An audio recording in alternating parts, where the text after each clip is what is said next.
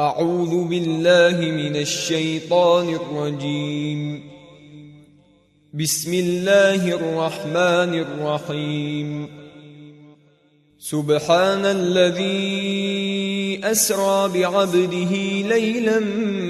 من المسجد الحرام إلى المسجد الأقصى الذي باركنا حوله لنريه من آياتنا إنه هو السميع البصير. وآتينا موسى الكتاب وجعلناه هدى لبني إسرائيل ألا تتخذوا من دوني وكيلا ذرية من حملنا مع نوح إنه كان عبدا شكورا. وقضينا إلى بني إسرائيل في الكتاب لتفسدن في الأرض مرتين ولتعلن علوا كبيرا. فإذا جاء وعد أولاهما بعثنا عليكم عبادا لنا أولي بأس شديد فجاسوا خلال الديار وكان وعدا مفعولا. ثم رددنا لكم الكرة عليهم وأمددناكم بأموال وبنين وجعلناكم أكثر نفيرا. إن أحسنتم أحسنتم لأنفسكم وإن أسأتم فلها. فإذا جاء وعد الآخرة ليسوءوا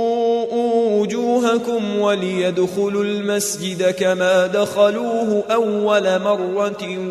وليتبروا ما علوا تتبيرا. عسى ربكم أن يرحمكم وإن عدتم عدنا وجعلنا جهنم للكافرين حصيرا. إن هذا القرآن يهدي للتي هي أقوم ويبشر المؤمنين الذين يعملون الصالحات أن لهم أجرا كبيرا وأن الذين لا يؤمنون بالآخرة أعتدنا لهم عذابا أليما. ويدعو الإنسان بالشر دعاءه بالخير وكان الإنسان عجولا. وجعلنا الليل والنهار آيتين فمحونا آية الليل وجعلنا آية النهار مبصرة لتبتغوا فضلا من ربكم ولتعلموا عدد السنين والحساب وكل شيء فصلناه تفصيلا. وكل إنسان ألزمناه طائره في عنقه ونخرج له يوم القيامة كتابا يلقاه منشورا. اقرأ كتابك كفى بنفسك اليوم عليك حسيبا. من اهتدى فإنما يهتدي لنفسه ومن ضل فإنما يضل عليها ولا تزر وازرة وزر أخرى وما كنا معذبين حتى نبعث رسولا. وإذا أردنا أن نهلك قرية أمرنا متر فيها ففسقوا فيها فحق عليها القول فدمرناها تدميرا. وكم أهلكنا من القرون من بعد نوح وكفى بربك بذنوب عباده خبيرا بصيرا من كان يريد العاجلة عجلنا له فيها ما نشاء لمن نريد ثم جعلنا له جهنم يصلاها مذموما مدحورا ومن أراد الآخرة وسعى لها سعيها وهو مؤمن فأولئك كان سعيهم مشكورا كلا نمد هؤلاء وهؤلاء من عطاء ربك وما كان عطاء ربك محظورا انظر كيف فضلنا بعضهم على بعض وللآخرة أكبر درجات وأكبر تفضيلا لا تجعل مع الله إلها آخر فتقعد مذموما مخذولا وقضى ربك ألا تعبدوا إلا إياه وبالوالدين إحسانا إما يبلغن عندك الكبر أحدهما أو كلاهما فلا تقل لهما أف ولا تنهرهما وقل لهما قولا كريما واخفض لهما جناح الذل من الرحمة وقل رب ارحمهما كما ربياني صغيرا ربكم أعلم بما في نفوسكم إن تكونوا صالحين فإنه كان للأوابين غفورا وآت ذا القربى حقه والمسكين وابن السبيل ولا تبذر تبذيرا إن المبذرين كانوا إخوان الشياطين وكان الشيطان لربه كفورا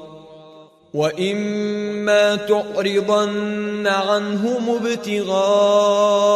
رحمة من ربك ترجوها فقل لهم قولا ميسورا ولا تجعل يدك مغلولة إلى عنقك ولا تبسطها كل البسط فتقعد ملوما محسورا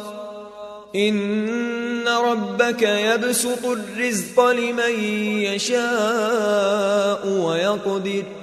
إنه كان بعباده خبيرا بصيرا ولا تقتلوا أولادكم خشية إملاق نحن نرزقهم وإياكم إن قتلهم كان خطأ كبيرا ولا تقربوا الزنا إنه كان فاحشة وساء سبيلا ولا تقتلوا النفس التي حرم الله إلا بالحق ومن قتل مظلوما فقد جعلنا لوليه سلطانا فلا يسرف في القتل إنه كان منصورا ولا تقربوا مال اليتيم إلا بالتي هي أحسن حتى يبلغ أشده وأوفوا بالعهد إن العهد كان مسؤولا وأوفوا الكيل إذا كلتم وزنوا بالقسطاس المستقيم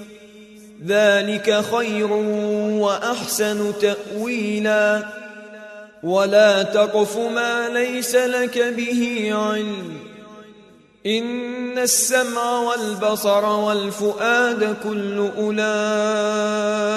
كان عنه مسؤولا ولا تمش في الأرض مرحا إنك لن تخرق الأرض ولن تبلغ الجبال طولا كل ذلك كان سيئه عند ربك مكروها ذلك مما أوحى إليك ربك من الحكمة ولا تجعل مع الله إلها آخر فتلقى في جهنم ملوما مدحورا أفأصفاكم ربكم بالبنين واتخذ من الملائكة إناثا إنكم لتقولون قولا عظيما ولقد صرفنا في هذا القرآن ليذكروا وما يزيدهم إلا نفورا قل لو كان معه آلهة كما يقولون إذا لابتغوا إلى ذي العرش سبيلا سبحانه وتعالى عما يقولون علوا كبيرا تسبح له السماوات السبع والأرض ومن فيهن وإن من شيء إلا يسبح بحمده ولكن لا تفقهون تسبيحهم إنه كان حليما غفورا وإذا قرأت القرآن جعلنا بينك وبين الذين لا يؤمنون بالآخرة حجابا مستورا وجعلنا على قلوبهم أكنة أن يفقهوه وفي آذانهم وقرا وإذا ذكرت ربك في القرآن وحده ولوا على أدبارهم نفورا نحن أعلم بما يستمعون به إذ يستمعون إليك وإذ هم نجوى إذ يقول الظالمون إن تتبعون إلا رجلا مسحورا انظر كيف ضربوا لك الأمثال فضلوا فلا يستطيعون سبيلا وقالوا أئذا كنا عظاما ورفاتا أئنا لمبعوثون خلقا جديدا قل كونوا حجارة أو حديدا أو خلقا مما يكبر في صدوركم فسيقولون من يعيدنا قل الذي فطركم أول مرة فسينغضون إليك رؤوسهم ويقولون متاه وقل عسى أن يكون قريبا يوم يدعوكم فتستجيبون بحمده وتظنون إن لبثتم إلا قليلا وقل لعبادي يقولوا التي هي أحسن إن الشيطان ينزغ بينهم إن الشيطان كان للإنسان عدوا مبينا ربكم أعلم بكم إن يشأ يرحمكم أو إن يشأ يعذبكم وما أرسلناك عليهم وكيلا وربك أعلم بمن في السماوات والأرض ولقد فضلنا بعض النبيين على بعض وآتينا داود زبورا قل ادعوا الذين زعمتم من دونه فلا يملكون كشف الضر عنكم ولا تحويلا أولئك الذين يدعون يبتغون إلى ربهم الوسيلة أيهم أقرب ويرجون رحمته ويخافون عذابه إن عذاب ربك كان محذورا وإن من قرية إلا نحن مهلكوها قبل يوم القيامة أو معذبوها عذابا شديدا كان ذلك في الكتاب مسطورا وما منعنا أن نرسل بالآيات إلا أن كذب بها الأولون وآتينا ثمود الناقة مبصرة فظلموا بها وما نرسل بالآيات إلا تخويفا وإذ قلنا لك إن ربك أحاط بالناس وما جعلنا الرؤيا التي أريناك إلا فتنة للناس والشجرة الملعونة في القرآن ونخوفهم فما يزيدهم إلا طغيانا كبيرا وإذ قلنا للملائكة اسجدوا لآدم فسجدوا إلا إبليس قال أأسجد لمن خلقت طينا قال أرأيتك هذا الذي كرمت علي لئن أخرتني إلى يوم القيامة لأحتنكن ذريته إلا قليلا قال اذهب فمن تبعك منهم فإن جهنم جزاؤكم جزاء موفورا واستفزز من استطعت منهم بصوتك وأجلب عليهم بخيلك ورجلك وشاركهم في الأموال والأولاد وعدهم وما يعدهم الشيطان إلا غرورا إن عبادي ليس لك عليهم سلطان وكفى بربك وكيلا ربكم الذي يزجي لكم الفلك في البحر لتبتغوا من فضله إنه كان بكم رحيما وإذا مسكم الضر في البحر ضل من تدعون إلا إياه فلما نجاكم إلى البر أعرضتم وكان الإنسان كفورا أفأمنتم أن يخسف بكم جانب البر أو يرسل عليكم حاصبا ثم لا تجدوا لكم وكيلا أم أمنتم أن يعيدكم فيه تارة أخرى فيرسل عليكم قاصفا من الريح فيغرقكم بما كفرتم ثم لا تجدوا لكم علينا به تبيعا ولقد كرمنا بني آدم وحملناهم في البر والبحر ورزقناهم من الطيبات وفضلناهم على كثير ممن خلقنا تفضيلا يوم ندعو كل أناس بإمامهم فمن أوتي كتابه بيمينه فأولئك يقرؤون كتابهم ولا يظلمون فتيلا ومن كان في هذه أعمى فهو في الآخرة أعمى وأضل سبيلا وإن كادوا ليفتنونك عن الذي أوحينا إليك لتفتري علينا غيره وإذا لاتخذوك خليلا ولولا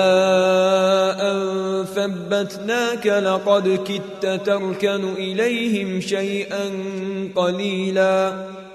إذا لأذقناك ضعف الحياة وضعف الممات ثم لا تجد لك علينا نصيرا وإن كادوا ليستفزونك من الأرض ليخرجوك منها وإذا لا يلبثون خلافك إلا قليلا سنة من قد أرسلنا قبلك من رسلنا ولا تجد لسنتنا تحويلا أقم الصلاة لدلوك الشمس إلى غسق الليل وقرآن الفجر إن قرآن الفجر كان مشهودا ومن الليل فتهجد به نافلة لك عسى أن يبعثك ربك مقاما محمودا وقل رب أدخلني مدخل صدق وأخرجني مخرج صدق واجعل لي من لدنك سلطانا نصيرا وقل جاء الحق وزهق الباطل إن الباطل كان زهوقا وننزل من القرآن ما هو شفاء ورحمة للمؤمنين ولا يزيد الظالمين إلا خسارا وإذا أنعمنا على الإنسان أعرض ونأى بجانبه وإذا مسه الشر كان يئوسا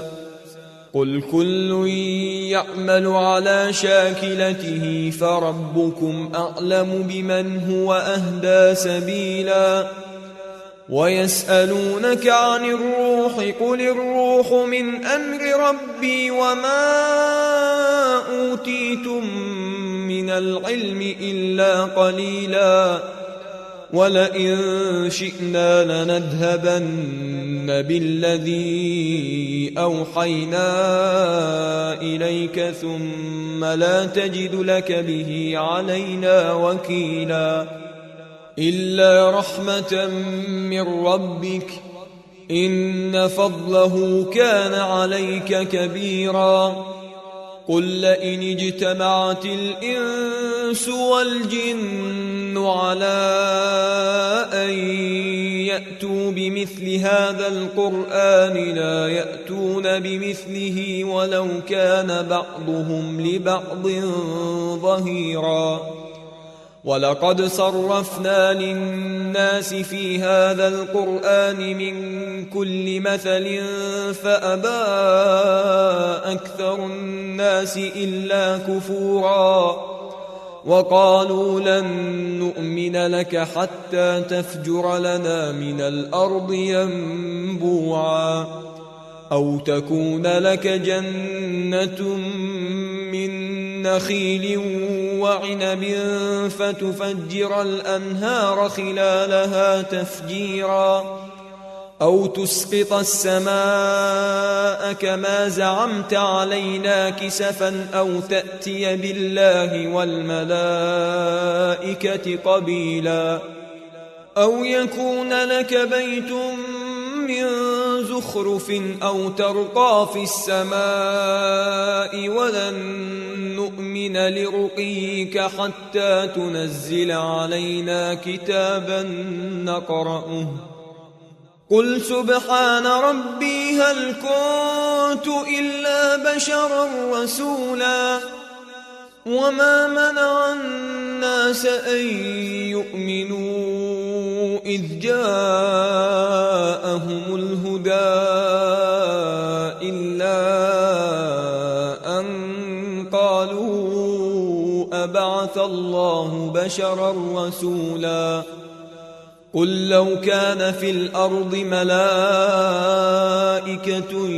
يمشون مطمئنين لنزلنا عليهم من السماء ملكا رسولا قل كفى بالله شهيدا بيني وبينكم إنه كان بعباده خبيرا بصيرا ومن يهد الله فهو المهتد ومن يضلل فلن تجد لهم أولياء من دونه ونحشرهم يوم القيامة على وجوههم عميا وبكما وصما مأواهم جهنم كلما خبت زدناهم سعيرا ذلك جزاؤهم بأنهم كفروا بآياتنا وقالوا أئذا كنا عظاما ورفاتا أئنا لمبعوثون خلقا جديدا أولم يروا أن الله الذي خلق السماوات والأرض قادر على أن يخلق مثلهم وجعل لهم أجلا لا ريب فيه فأبى الظالمون إلا كفورا قل لو أنتم تملكون خزائن رحمة ربي إذا لأمسكتم خشية الإنفاق وكان الإنسان قتورا ولقد آتينا موسى 9 آيات بينات فاسأل بني إسرائيل إذ جاءهم فقال له فرعون إني لأظنك يا موسى مسحورا قال لقد علمت ما أنزل هؤلاء إلا رب السماوات والأرض بصائر وإني لأظنك يا فرعون مثبورا فأراد أن يستفزهم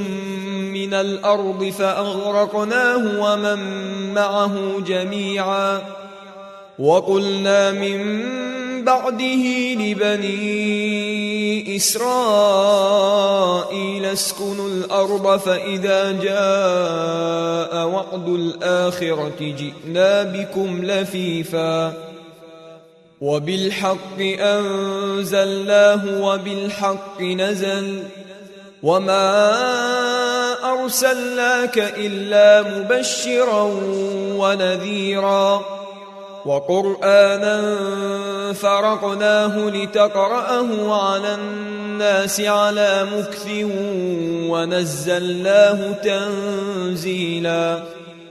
قل آمنوا به أو لا تؤمنوا إن الذين أوتوا العلم من قبله إذا يتلى عليهم يخرون للأذقان سجدا ويقولون سبحان ربنا إن كان وعد ربنا لمفعولا ويخرون للأذقان يبكون ويزيدهم خشوعا قل ادعوا الله أو ادعوا الرحمن أيما تدعوا فله الأسماء الحسنى ولا تجهر بصلاتك ولا تخافت بها وابتغ بين ذلك سبيلا وقل الحمد لله الذي لم يتخذ ولدا ولم يكن له شريك في الملك ولم يكن له ولي من الذل وكبره تكبيرا